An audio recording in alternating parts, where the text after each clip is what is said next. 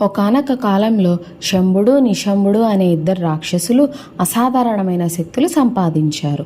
వారు తపస్సు చేసి బ్రహ్మదేవుడి నుంచి వరప్రసాదం పొందారు. మేము దేవతలతో కానీ, గాంధర్వులతో కానీ, యక్షులతో కానీ, మరొకరితో కానీ చనిపోము.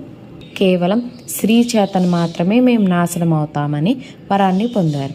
ఈ వరంతో ఆత్మవిశ్వాసంతో ఉగ్రంగా 3 లోకాలను జయించారు.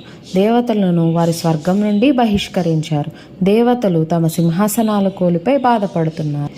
హిమాలయ పర్వతాల్లో ఆదిపరాశక్తిని ప్రార్థించారు. వారి ఆర్తనాదాలు విని అమ్మవారు కాంతివంతంగా ప్రకాశమయ్యే ఓ ప్రకాశ కిరణాలను చూసి ఒక మహోన్నత రూపంగా మలచబడి ఆమె మహాదేవిగా అవతరించారు. ఆమె రూపం విశ్వమంతా ప్రకాశించేంత గొప్పది. ఆమెకు 18 చేతులు ఉన్నాయి. ప్రతి చేతిలో ఒక ఆయుధం ఉండేది. త్రిశూలం, చక్రం, వజ్రాయుధం, ఖడ్గం, ఇంకా మరెన్నో దివ్యాయుధాలు ఉండేది. ఆమె సింహం మీద స్వారీ చేసేవారు. శంభుడు, నిశంభుడు ఆ దేవతను చూసి ఆశ్చర్యపోయి, ఇంత అందమైన స్త్రీని మన రాజమహల్కి తెచ్చి పెళ్లి చేసుకుందాం అని అనుకుంటారు. అందుకోసం తమ సేనాధిపతులైన చండా, ముండా అనే రాక్షసులను ఆమెను పట్టుకురమ్మని పంపుతారు. ఆ ఇద్దరు మహాచండీదేవిని చూసి భయంతో వణికిపోయారు.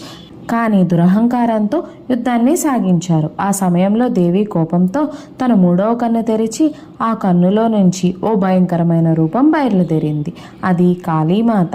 ఆమె కేశాలి గాలిలో ఎగురుతూ ఖడ్గాన్ని ఊపుతూ చండాముండలను తక్షణమే సంహరించి వారి తలలను మహాచండీదేవి పాదాల వద్ద ఉంచారు. అందువల్ల దేవి చాముండేశ్వరి అనే ఖ్యాతి పొందారు. తర్వాత యుద్ధరంగంలోకి ప్రవేశించాడు రక్తబీజుడు. అతనికి ఒక వరం ఉండేది. అతని రక్తపు చుక్క నేలపై పడినా అదే ఆకారంలో ఇంకో రక్తబీజుడు పుట్టేవాడు. ఈ విధంగా యుద్ధరంగం అంతా రక్తబీజులతో నిండిపోయేవాడు. దేవతలు భయపడ్డారు. కానీ మహాచండీదేవికి ఒక ఆలోచన వచ్చింది. ఆమె కాళీమాతను ఇలా ఆజ్ఞాపించారు: నీవు నాలికను విస్తరించు, అతని రక్తాన్ని ఒక్కొక్క చొక్కని కూడా నేలపై పడకుండా తాగు అని. కాళీమాత తన భయంకరమైన నాలికను విప్పి మహాచండీదేవి ఆయుధాలతో రక్తబీజుడిపై ప్రతిసారి గాయం చేస్తూనే అతని రక్తాన్ని వెంటనే తాగేది. చివరికి అతను పూర్తిగా నాశనం అయ్యాడు. ఇప్పుడు చివరిగా శంభుడు, నిశంభుడు స్వయంగా యుద్ధంలోకి దిగారు. వారి సైన్యాలు విస్తారంగా వచ్చి యుద్ధరంగాన్ని కుదిపేశాయి. మహాచండీదేవి తన సింహంతో గర్జిస్తూ తన ఆయుధాలతో ఒక్కొక్కరిని నాశనం చేసేది. నిశంభుడు మొదట దేవి చేత బలహీనుడై మరణించాడు. శంభుడు ఆగ్రహంతో స్వయంగా దేవిని ఇలా సవాలు చేశాడు: నీవు దేవతలందరి శక్తులతో గొప్పదానినని ప్రదర్శిస్తున్నావు. నీ స్వశక్తితో నన్ను ఎదుర్కో అని. దేవి సౌమ్యంగా నవ్వి, ఓ శంభు, ఈ సమస్త శక్తులన్నీ నావే.